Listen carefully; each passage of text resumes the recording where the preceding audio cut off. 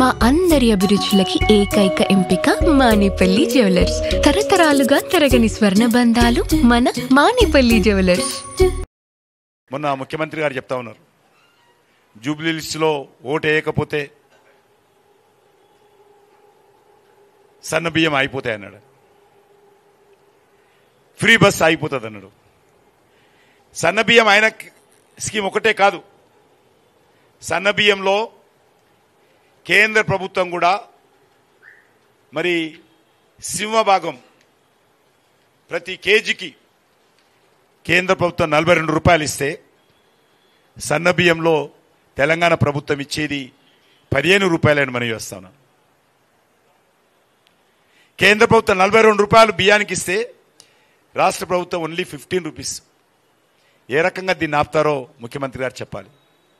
దేశవ్యాప్తంగా ఉన్నటువంటి స్కీము 83 కోట్ల మంది ప్రజలకు గత 5 సంవత్సరాలుగా కరోనా తర్వాత కరోనా అప్పుడు ప్రారంభించినటువంటి పథకం ఇంకా మోడీ గారు కొనసాగిస్తూ ఉన్నారు. ఈ దేశంలో అన్ని కులాల వారికి, అన్ని మతాల వారికి, అన్ని ప్రాంతాల వారికి, అన్ని భాషల వారికి కూడా ఏ రకమైనటువంటి తారతమ్యం లేకుండా, భేదాలు లేకుండా అన్ని వర్గాల ప్రజలకు అందిస్తున్నటువంటి పథకం ఇది. ప్రపంచంలోనే ది బిగ్గెస్ట్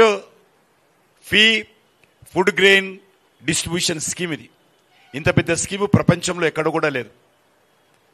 అది తెలంగాణలో జూబ్లీహిల్స్లో కాంగ్రెస్ గెలవకపోతే ఎట్లా రేవంత్ రెడ్డి ఆపుతాడో చెప్పాల్సినటువంటి అవసరం ఉంది.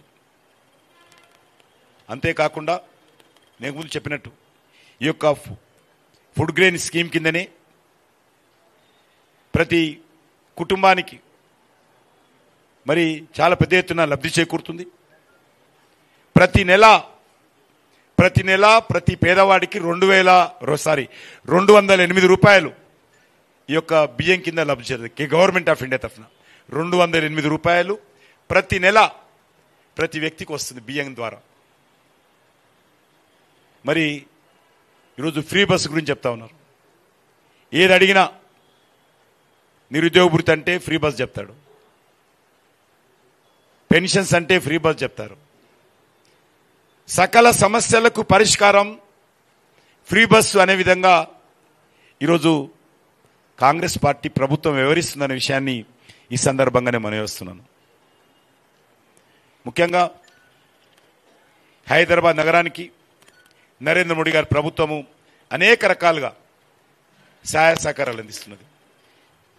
ఈరోజు మీరు ఏ రకంగా మళ్ళీ ప్రశ్న అడుగుతారు, నేనే ముందు చెప్పేద్దామని చెప్తున్నాను. ఈరోజు రీజనల్ రింగ్ రోడ్కు ఫస్ట్ ఫేజ్ అంటే 2 ఫేజ్ల వారిగా ఉంటుంది, నార్త్ సౌత్. దానికి ఫస్ట్ ఫేజ్ కింద 15,627 కోట్ల రూపాయలతో దానికి ప్రతిపాదనలు సిద్ధం చేశాం. అది ఫైనల్ కాగానే కేంద్ర ప్రభుత్వ క్యాబినెట్ అప్రూవల్ అయితే ఫస్ట్ ఫేజ్ RRR రోడ్డు మంజూరుకు అయ్యే అవకాశం ఉంది.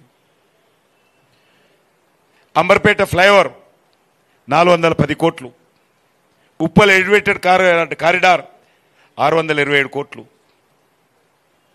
ఈ యొక్క కూకట్పల్లి BHL ఫ్లైఓవర్ 136 కోట్లు, ఆరాంఘర్ 6 లేన్ సిటీలో 283 కోట్లు, సికింద్రాబాద్ రైల్వే స్టేషన్ ఆధునీకరణ, శంషాబాద్ ఎయిర్పోర్ట్ ఏ రకంగా ఉందో మన సికింద్రాబాద్ రైల్వే స్టేషన్ కూడా అదేవిధంగా డెవలప్మెంట్ అవుతుంది. 46% పనులు పూర్తి అవుతున్నాయి. నేను మీడియాను కోరుతున్నాను, వెళ్ళి ఒకసారి చూడాల్సిందే కోరుతాను. 46% పనులు పూర్తయినాయి. అదేవిధంగా చెల్లపల్లి రైల్వే స్టేషన్ మీరందరూ చూశారు, 430 కోట్లతో దాన్ని డెడికేట్ చేశాం.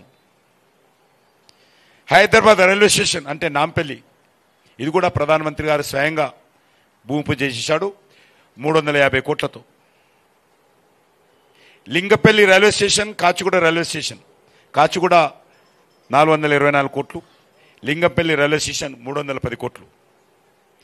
బేగంపేట రైల్వే స్టేషన్ మీరందరూ చూశారు, ఆల్మోస్ట్ 23 కోట్లతో అది పనులు పూర్తి చేశాము, స్వయంగా ప్రారంభించడం జరిగింది. అక్కడ మొత్తం సిబ్బంది అంతా కూడా మహిళలే పనిచేస్తారు. అక్కడ మొత్తం ఏ ఒక్కరు కూడా జెంట్స్ ఉన్నారు, అందరూ మహిళలతో పనిచేసేటువంటి రైల్వే స్టేషన్ మోడీ గారు మన బేగంపేటకి ఇచ్చారు. హఫీజ్పేట రైల్వే స్టేషన్ అది కూడా వేగవంతంగా పనులు జరుగుతూ ఉన్నాయి. హైటెక్ సిటీ రైల్వే స్టేషన్ అది కూడా 80% పైన పనులు పూర్తి అయిపోయినాయి. ఉప్పుకూడ రైల్వే స్టేషన్ అది కూడా 26 కోట్ల రూపాయలతో పనులు జరుగుతూ ఉన్నాయి. మలక్పేట రైల్వే స్టేషన్ 37 కోట్లతో పనులు జరుగుతూ ఉన్నాయి. మల్కాజిరి రైల్వే స్టేషన్ 27 కోట్లతో పనులు జరుగుతూ ఉన్నాయి. ఉందానగర్ రైల్వే స్టేషన్ అది కూడా 12 కోట్ల పైచీలకు పనులు జరుగుతూ ఉన్నాయి. యాకత్పుర రైల్వే స్టేషన్ అది కూడా పనులు జరుగుతూ ఉన్నాయి. ఈ రకంగా సిటీలో అనేక ఉన్నటువంటి అన్ని రైల్వే స్టేషన్లను కూడా అది కేంద్ర ప్రభుత్వ బాధ్యత కాబట్టి, కేంద్ర ప్రభుత్వం యొక్క పరిధిలోకి వస్తుంది కాబట్టి వాటన్నిటిని కూడా ఈరోజు డెవలప్మెంట్ చేస్తూ ఉన్నాం. ఆ రకంగా మొత్తం సిటీలో మరి ఈ యొక్క రైల్వే స్టేషన్ల అభివృద్ధి కోసం నిరంతరం కృషి చేస్తూ ఉన్నాము. రెగ్యులర్గా అన్ని రైల్వే స్టేషన్కి సంబంధించినటువంటి మానిటరింగ్ ఎవ్రీ 1 month 1.5 monthకు నేను స్వయంగా రివ్యూ చేస్తూ ఉన్న విషయాన్ని ఈ సందర్భంగా మనవి చేస్తున్నాను. ఇది కాకుండా హైదరాబాద్ నుంచి ఒక 5 వందే భారత్ ట్రైన్లు ప్రారంభించుకోవడం జరిగింది. తిరుపతికి 2 ట్రైన్లు, విశాఖపట్నం, అదేవిధంగా నాగ్పూర్, బెంగళూరు, ఈ యొక్క 5 వందే భారత్ ట్రైన్లు ప్రారంభించుకున్న విజయవాడకు. అదే కాకుండా అనేకమైనటువంటి నూతన ట్రైన్లను ఎందుకు చెప్తానంటే కేంద్రం చేయాల్సిన పనులు కాబట్టి